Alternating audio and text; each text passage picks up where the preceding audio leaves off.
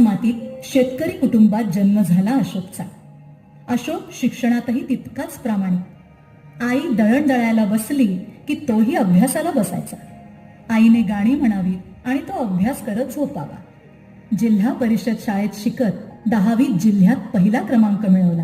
पुढं शिक्षण त्याला अंबाजोगाईला त्याच्याची 3 नंबर 2 मध्ये आला विद्यापीठमध्ये, हे कॉलेजमध्ये. त्यावेळी दुष्काळ पडला होता. घरची परिस्थिती अत्यंत बिकट होती. मी आखी 10 एकर जमीन काय तयार झालो. त्याच्यामुळे असं समजलं तिने ती जमीन बसली.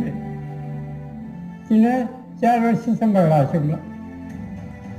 त्या 4 वर्षात फक्त मी आयुष्यात 10 रुपये दिलेले.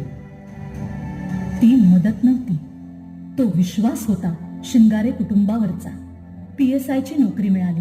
मला नाही ती नोकरी करायची, मला PSIची माझ्या मनासाठी लागली तर करेल, नाहीतर मग मी शेती करेन. मला आणि जिद्दीने पुन्हा अभ्यास करून डेप्युटी.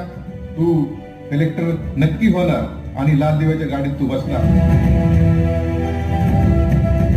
आम्ही नातेवाईकपेक्षा मित्र म्हणून जवळ होतो किंवा जवळ आहोत. आमच्या वडिलांची एक जुनी सायकल होती.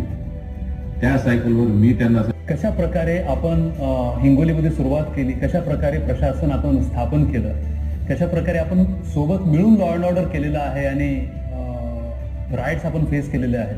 परभणी, लातूर, हिंगोली, मंत्रालय, उल्हासनगर, जव्हार, कोकण भवन, नांदेड, सिडको मुंबई, महाराष्ट्र प्रदूषण नियंत्रण मंडळ अशा अनेक ठिकाणी पदभार सांभाळला.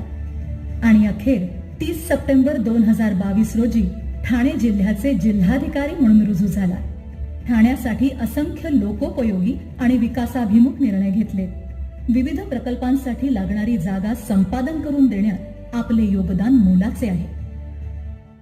समृद्धी महामार्गाचा जो शेवटचा टप्पा आहे तो ठाणे जिल्ह्यामध्ये सगळ्यात जास्त कॉम्प्लेक्सिटीचा आहे. ह्या सगळ्यांचे प्रश्न सोडून टाकण्यासाठी किंवा सोडवण्यासाठी त्यांचा फार मोठा सहभाग. ठाणे राष्ट्रीय महामार्ग, मुंबई अहमदाबाद बुलेट ट्रेन प्रकल्प, मेट्रो कारशेड प्रकल्प, वसई विरार कॉरिडॉर या सर्व प्रकल्पांनी ठाणे जिल्ह्याच्या वाहतुकीला नवी गती मिळाली. ट्रान्सजेंडर मतदार नोंदणीमध्ये तुम्ही प्रत्यक्ष सहभाग घेऊन समाजातील वंचित घटकांना अधिकार मिळवून दिलेत.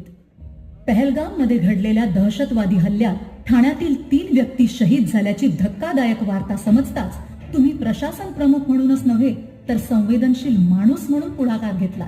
ऑपरेशन करून घेणं हे देखील आम्ही बरोबर केलं.